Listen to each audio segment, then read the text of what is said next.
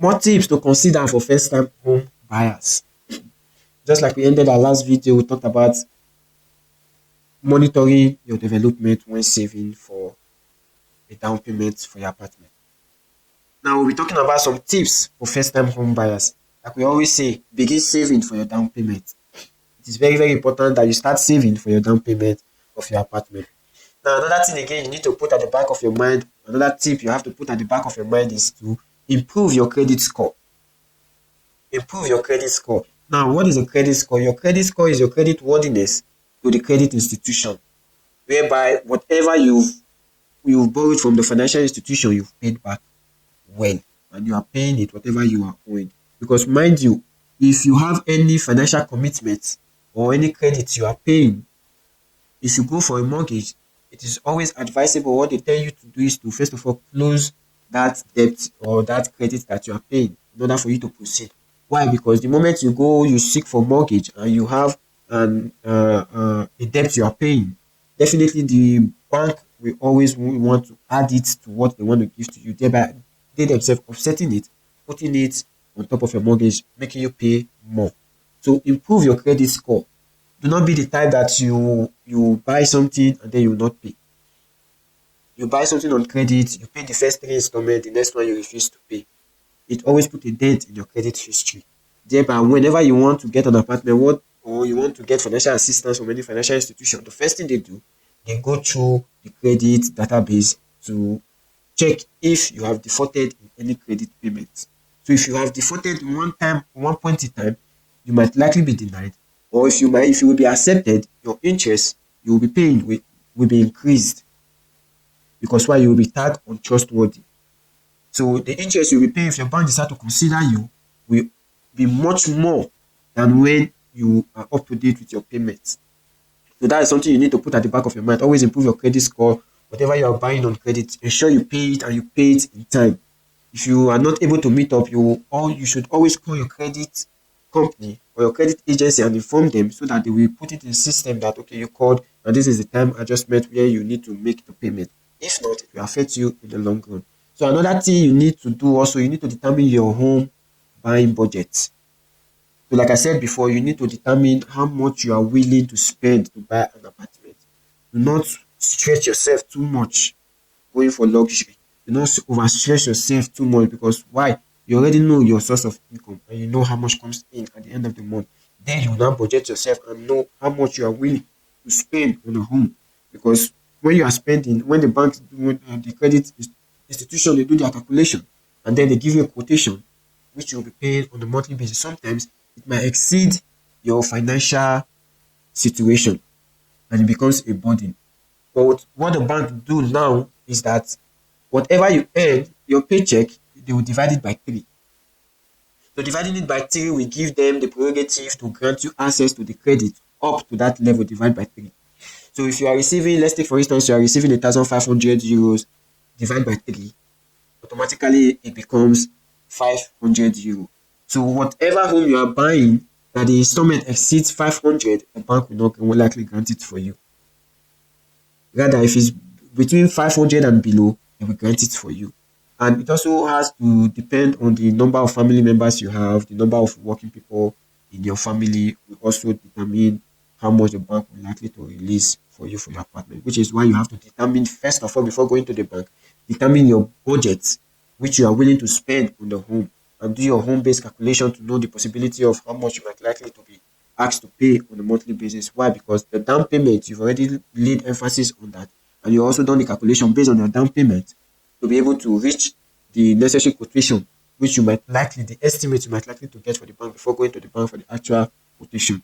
So determine your budget for the home. It is very, very important. You must also research the type of loan you might get from the bank and you compare it also.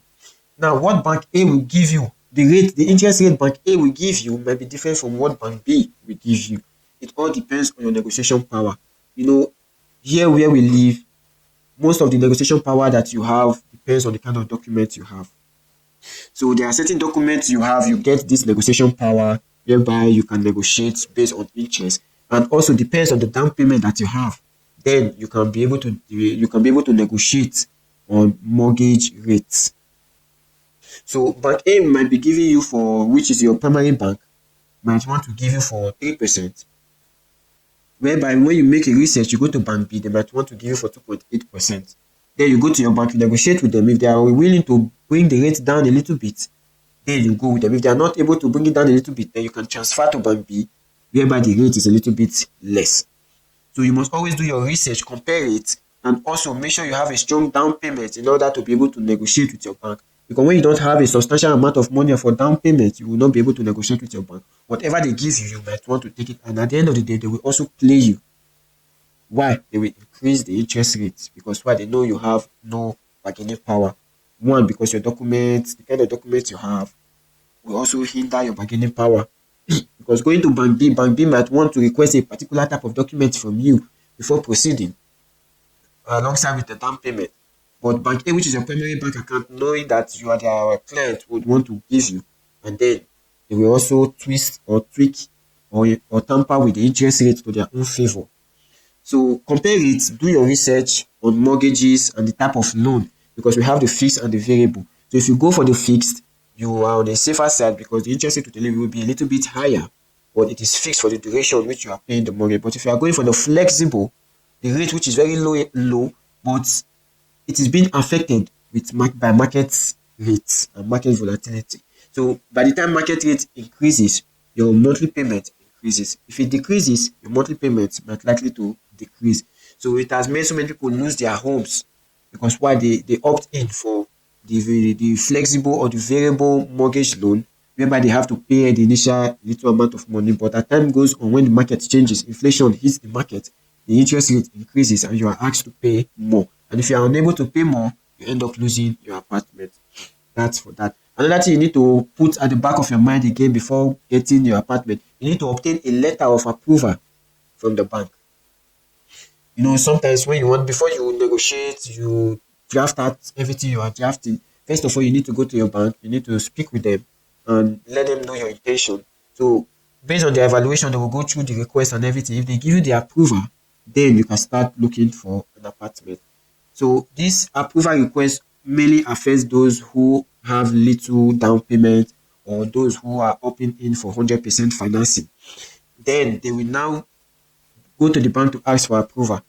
So after much more evaluation, documentations and all that, then they give you the approval, then you start looking for an apartment. But by the time you have the minimum or the maximum down payment required by law, you have the down payment, then you go to your bank, you speak to them. Immediately, they will even give you a listening ear and they will attend to you quickly, more than those that have a lesser down payment. So you all need to get a letter of approval or a consent from your bank that you can go ahead and look for the apartment they are willing to stand by you. Then you can go for it. Another thing again, you need to locate the best real estate agent. Locate a reliable real estate agent that will help you source for this apartment based on your own interest. They will help you source for it. They will be able to get it for you up and doing, send the necessary document, make all the things worth the while. They will do it, although it comes with a cost which we've discussed before. So it comes with a fee for the agent. But if you are lucky enough, you can get it privately. It will also be beneficial to you, where thereby saving you cost, which you pay the real estate agent. And also another thing you need to put at the back of your mind is to investigate the property thoroughly. Because most of this property in particular were seized by the bank because while the initial owners defaulted in their payments, thereby making the bank seize the property, and the house has been in debt. Maybe the utility debt in particular, staying in the apartment prior to the time the house was seized, or prior to the time they sold the apartment, they've not paid their utility bills, thereby accumulated on the apartment. So you must do your investigation to make sure that the apartment you are about to buy has no prior debt or is debt free. So the moment you are able to ascertain that that apartment is debt free, then you will be able to go for that apartment. But once you do your investigation and you discover that that apartment is not debt free, you have to run. Because if not, the moment you buy the apartment, you inherit the debt.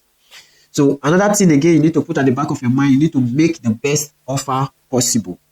Negotiate.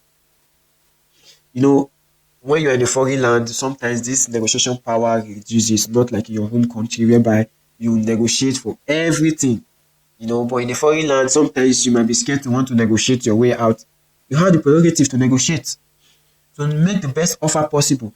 If, for example, you are opting for an apartment that is worth 150,000 euros, and you can negotiate with the person, start by 100,000, I'll give you 100, and then the negotiation begins, continues till you get the best price possible.